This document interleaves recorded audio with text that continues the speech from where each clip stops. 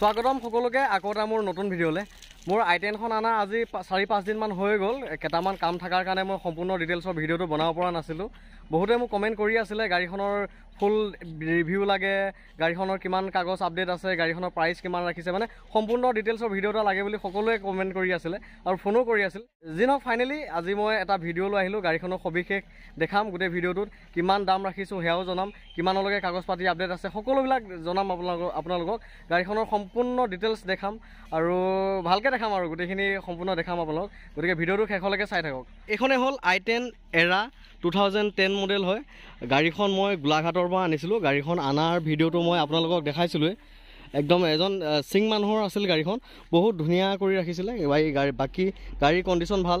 তলত এটা ডেণ্ট আছিলে, সেই ডেণ্টটো মই মানে অলপ পেটুগুনা পৰি আছিলে ৰানিং বিটটো, সেইটো মই কালাৰ কৰি পেলাই কালি উঠাই আনিলোঁ যেনিবা। এইখিনি দেখাই দিওঁ ৰ'ব। এইখিনি জেগাত আছিলে পেটুগুনাটো, এই তলত আছিলে। এইটো মই কালি ডেণ্টিংটো উঠাই কালাৰ কৰি ধুনীয়াকৈ লৈ আহিছোঁ আৰু বৰ ধুনীয়াকৈ মিলি গৈছেগৈ। গতিকে এয়া আৰু গাড়ীখন কালাৰৰ পৰা আদি কৰি গোটেইখিনি ধুনীয়া হৈ আছে। আৰু এটা এণ্ড্ৰইডো লগাই দিলোঁ দিয়ক কালি। গাড়ীখনৰ হুইল কেপকেইটা নাছিল, কালি মই হুইল কেপকেইটাও লগাই দিলোঁ।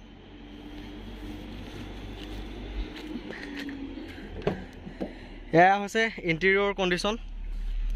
এয়া চাওক, ইণ্টেৰিয়ৰ কণ্ডিশ্যন বৰ ধুনীয়া হৈ আছে। এইখন যিহেতু এৰা মডেল হয়, গতিকে ফ্ৰণ্টত দুটা পাৱাৰ উইণ্ডো আছে আৰু এটা LCDও লগাই দিলোঁ মই। LCDটো বাৰু অন কৰি দেখাম আপোনালোকক। এয়া হৈছে কোম্পানীৰ চিল, এইবোৰ গোটেইবোৰ অৰিজিনেলেই আছে। অকণমান ক'ৰবাত কালাৰ কৰোৱা আছে গাড়ীখন, কিন্তু নন এক্সিডেণ্টেল হয়। এয়া চাওক, এইবোৰ নন এক্সিডেণ্টেল। আৰু দৰ্জা গোটেইকেইখন দৰ্জাই চিল আছে। এয়া চাওক, গোটেইকেইখন দৰ্জাৰে চিল আছে। কোম্পানীৰ হয়, কোনো খাল সলনি কৰোৱা নাই। এইখন আগৰ দৰ্জা আৰু এইখন পিছৰ দৰ্জা চাওক, পিছৰ দৰ্জাখনো পূৰা চিল আছে। আৰু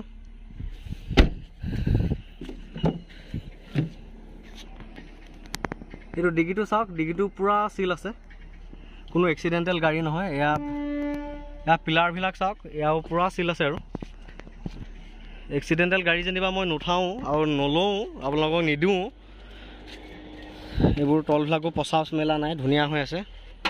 ডিগিটো যথেষ্ট ডাঙৰ। বাকী গোটেইকেইখন দৰ্জাই দেখাই দিওঁ। এইখনো এয়া চিলে আছে। আৰু এইখন হৈছে ফ্ৰণ্টৰ দৰ্জা, এইখন দৰ্জা পূৰা চিল, গোটেইখন দৰ্জাই চিল আছে, এক্সিডেণ্টেল গাড়ী নহয় যিহেতু। আৰু এইটো মই এটা এণ্ড্ৰইড লগাই দিছিলোঁ।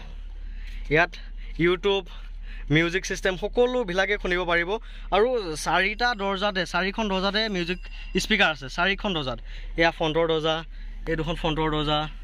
এয়া চাওক, গোটেইকেইখন দৰ্জাতে মিউজিক ছিষ্টেম আছে, বক্স আছে। এয়া চাওক, গোটেইকেইখনতে আছে। আৰু বেক চাইডো মেনুৱেল হয়, ফ্ৰণ্টৰ দুটা পাৱাৰ উইণ্ডো আছে। এয়া বেক কেমেৰা ভিজুৱেল, বেক কেমেৰাও আছে।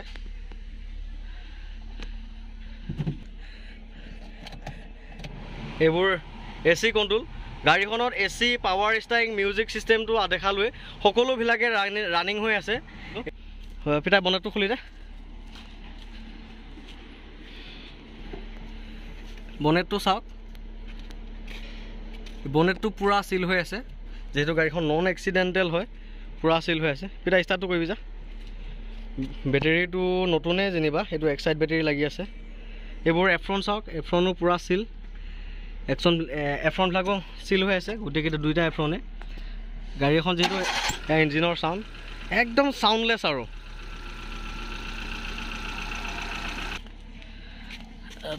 টায়াৰ বুলি ক'লে মোটামুটি আছে, আৰু চেঞ্জ কৰিব নালাগে টায়াৰ। এই আগৰকেইটা বাৰু এইটো পূৰা নতুন টায়াৰে হয়, একদম ব্ৰেণ্ড নিউ টায়াৰ এইটো।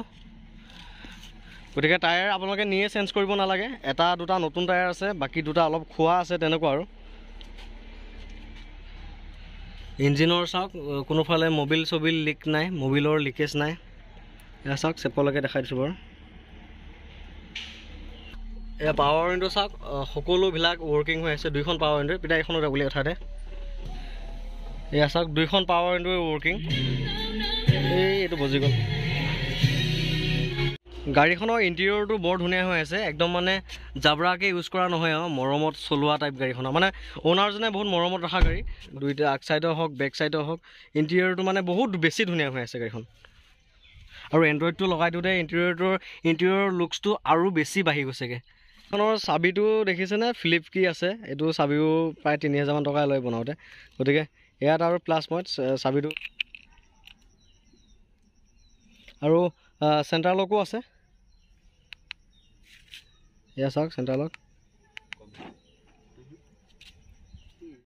গতিকে এইখনেই হ'ল গাড়ীখন সবিশেষ আপোনালোকক দেখালোৱে। গাড়ীখন 2010 মডেলৰ হয়, 25লৈকে কাগজ পাতি আপডেট আছে, ইঞ্চুৰেঞ্চো 25লৈকে আছে। কাগজ পাতিৰ নামত আপোনালোকে একো খৰচে কৰিব নালাগে, সকলোবিলাক আপডেটেই আছে। 25ৰ পিছত আকৌ RC টো ৰিনুৱেল কৰিব পাৰিব, মই যেনেকৈ জেনখনৰ RC টো ৰিনিউ কৰি আছোঁ। আৰু গাড়ীখনত দেখিলে চেণ্টাৰ লক আছে, মিউজিক ছিষ্টেম আছে, এণ্ড্ৰইড লাগি আছে, সেইটো মই দেখাইছোঁৱেই। AC, power window, music system সকলোবিলাকেই ৱৰ্কিং হয়। আৰু চাবিটো ফ্লিপ কি হয়, চেণ্টাৰ লকিঙো আছে। চ' গাড়ীখনৰ দাম ৰাখিছোঁ মই 1,30,000 টকা, ইয়াতে ইনক্লুডিং ট্ৰেন্সফাৰ, কাগজ পাতিৰ পৰা আদি কৰি সকলো কাম মই কৰি দিম। আপোনালোকে ডকুমেণ্টছৰ নামত একো খৰচে কৰিব নালাগে, গাড়ীখন নি পেলাই আৰু চলাই থাকিলেই হ'ল। গতিকে এইখনেই হ'ল গাড়ীখন সবিশেষ মই আপোনালোকক দেখালোৱে। যদি আপোনালোকৰ ভাল লাগে, গাড়ীখন যদি ল'ব বিচাৰে, মোৰ স্ক্ৰীণত আহি থকা নাম্বাৰটো লৈ মোৰ ডাইৰেক্ট ফোন কৰিব পাৰিব আৰু গাড়ীখন লৈ যাব পাৰিব। গতিকে ভিডিঅ'টো ইমানখিনিয়ে আছিল, সবিশেষ আপোনালোকক দেখালোঁ। ভিডিঅ'টো ইমানলৈকে চাই থকাৰ কাৰণে বহুত বহুত ধন্যবাদ।